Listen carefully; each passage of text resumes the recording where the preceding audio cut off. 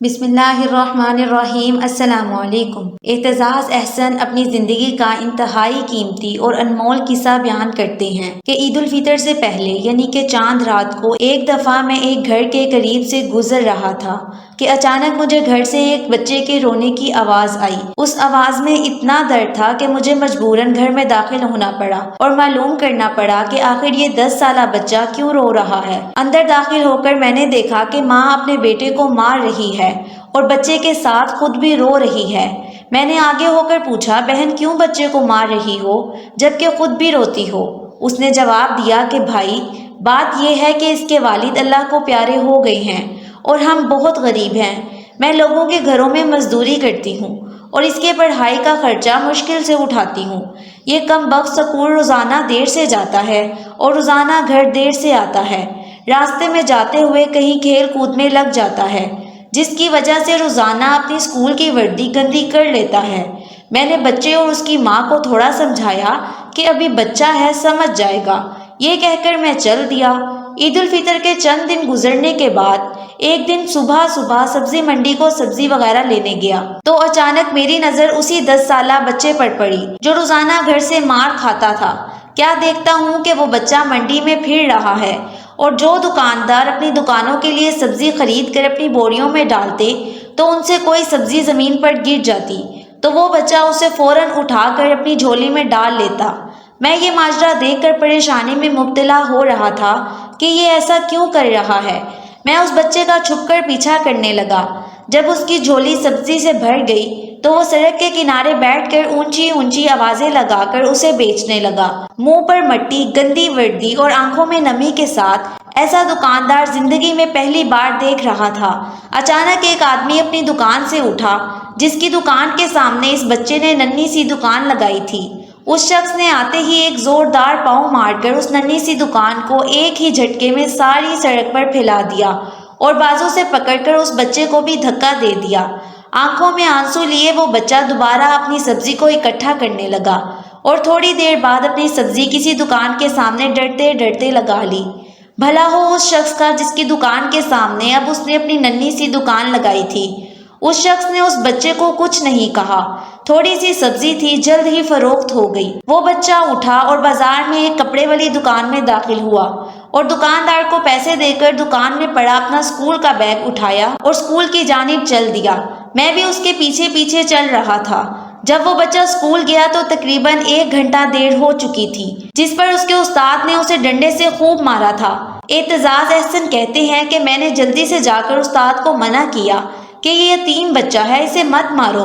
استاد فرمانے لگے کہ سر یہ روزانہ 1 گھنٹہ دیر سے آتا ہے، میں روزانہ اسے سزا دیتا ہوں تاکہ ڈر سے اسکول ٹائم پر آئے اور کئی بار میں اس کے گھر بھی اطلاع دے چکا ہوں۔ بچہ مار کھانے کے بعد کلاس میں بیٹھ کر پڑھنے لگا۔ میں نے استاد کا موبائل نمبر لیا اور گھر کی طرف چل دیا۔ حسب معمول بچے نے اسکول سے گھر آ کر ماں سے ایک بار پھر مار کھائی ہوگی۔ ساری رات میرا سر چکراتا رہا۔ اگلے دن صبح کی نماز ادا کی اور فوراً بچے کے استاد کو کال کر دی۔ درخواست کی کہ منڈی ہر حالت میں پہنچ جانا۔ سورج نکلا اور بچے کا اسکول جانے کا وقت ہوا اور بچہ گھر سے سیدھا منڈی اپنی ننھی دکان کا بندوبست کرنے نکلا۔ میں نے اس کے گھر جا کر اس کی والدہ کو کہا کہ بہن میرے ساتھ چلو، میں تمہیں بتاتا ہوں کہ آپ کا بیٹا اسکول کیوں دیر سے جاتا ہے۔ وہ میرے ساتھ فوراً چل پڑی۔ منڈی میں لڑکے کا استاد بھی آ چکا تھا۔ ہم تینوں منڈی میں کھڑے چھپ کر بچے کو دیکھنے لگے۔ حسب معمول آج بھی اسے کافی لوگوں سے جھڑکیں لینی پڑی اور آخرکار وہ لڑکا اپنی سبزی بیچ کر کپڑے والی دکان کی طرف چل دیا۔ اچانک میری نظر اس کی ماں پر پڑی تو کیا دیکھتا ہوں کہ بہت ہی درد بھری سسکیاں لے کر زاروں قطار رو رہی تھی اور میں نے فوراً اس کے استاد کی طرف دیکھا تو بہت شدت سے آنسو بہا رہے تھے۔ دونوں کے رونے میں مجھے ایسا لگ رہا تھا جیسے انہوں نے کسی مظلوم پر بہت ظلم کیا ہو اور آج ان کو اپنی غلطی کا احساس ہو رہا ہو۔ اس کی ماں روتے روتے گھر چلی گئی اور استاد بھی سسکیاں لیتے ہوئے اسکول چلا گیا۔ حسب معمول بچے نے دکاندار کو پیسے دیے اور آج اس دکاندار نے ایک لیڈی سوٹ دیتے ہوئے کہا کہ بیٹا آج اس سوٹ کے پیسے پورے ہو گئے ہیں۔ بچے نے اس سوٹ کو پکڑا، اسکول بیگ میں رکھا اور اسکول چلا گیا۔ آج بھی 1 گھنٹہ لیٹ تھا۔ وہ سیدھا استاد کے پاس گیا اور بیگ ڈیسک پر رکھ کر مار کھانے کے لیے کھڑا ہو گیا اور اپنے ہاتھ آگے بڑھا دیے۔ کہ استاد ڈنڈے سے اس کو مار لیں۔ استاد کرسی سے اٹھا اور فوراً بچے کو گلے لگا کر اس قدر زور سے رویا کہ میں بھی دیکھ کر اپنے آنسو پر قابو نہ رکھ سکا۔ میں نے اپنے آپ کو سنبھالا اور آگے بڑھ کر استاد کو چپ کرایا اور بچے سے پوچھا، یہ جو بیگ میں سوٹ ہے وہ کس کا ہے؟ بچے نے جواب دیا کہ میری ماں امیر لوگوں کے گھر مزدوری کرنے جاتی ہے، لوگوں کے برتن اور کپڑے دھو دھو کر اس کے اپنے کپڑے پھٹ چکے ہیں، یہ سوٹ میں نے اپنی ماں کے لیے خریدا ہے۔ میں نے مزید پوچھا کہ یہ سوٹ اب گھر جا کر اپنی ماں کو دے دو گے؟ جواب میں اس نے کہا، نہیں، پہلے میں اس سوٹ کو درزی کے پاس لے کر جاؤں گا، جب وہ سی دے گا تب میں اسے اپنی ماں کو دوں گا۔ اس بار جب وہ گھر آیا تو ماں نے اسے گلے سے لگایا۔ بچہ حیران ہوا کہ آج ماں نے مجھے مارا کیوں نہیں۔ ماں نے سارا واقعہ سنایا اور پوچھا کہ بیٹا تم ایسا کیوں کرتے ہو؟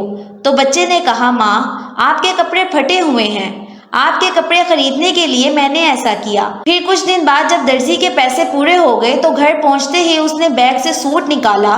ننھے بچے کے ہاتھوں میں سوٹ دیکھ کر ماں کافی دیر تک پھوٹ پھوٹ کر روتی رہی۔ اعتزاز احسن یہ واقعہ بیان کرتے ہوئے بہت زیادہ اداس ہو گئے تھے، حتیٰ کہ پریس کانفرنس کے دوران ایک صحافی نے انہیں حوصلہ دیا۔ اس کے بعد انہوں نے کہا کہ جس طرح میری زندگی آج ہے، ہمیشہ سے میری زندگی ایسے نہیں تھی۔ میں نے اپنی زندگی میں بہت کٹھن وقت دیکھا ہے اور میرا یہ ماننا ہے کہ اگر میں اپنی زندگی میں اتنا مشکل اور کٹھن وقت نہ دیکھتا تو شاید آج میں یہاں نہ ہوتا۔